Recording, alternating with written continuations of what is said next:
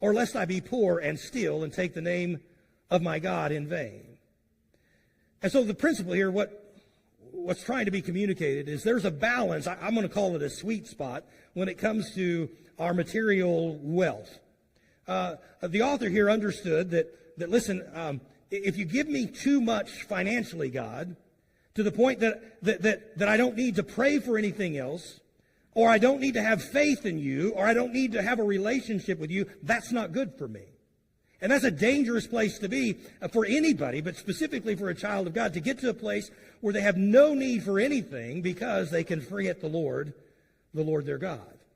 I remember when Jennifer and I were pretty young in our marriage, we weren't saved yet. And I remember, it's just kind of funny context of the time of frame that you're living and where you were at. I remember her and I having these conversations about if we could just make an X amount of dollars a year, man, we'd be set. I'm not even going to tell you the amount of money that it is because it's ridiculously low today. But I just remember we talked about, man, if we could make this amount of money every year, we could have this car, we could move to this neighborhood. We had those conversations. And to us, that meant success. That meant we had everything in the world we could absolutely want. Thankfully, the Lord was wise enough not to allow us to have all those things that we wanted, because there would have been a point we would no longer even need to think about the Lord. But on the other end of the spectrum is this complete poverty that he's praying for.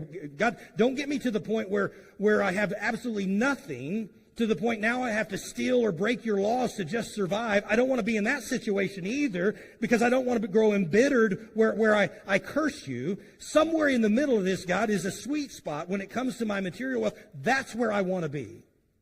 In other words, we need to learn to be content with what God has given to us.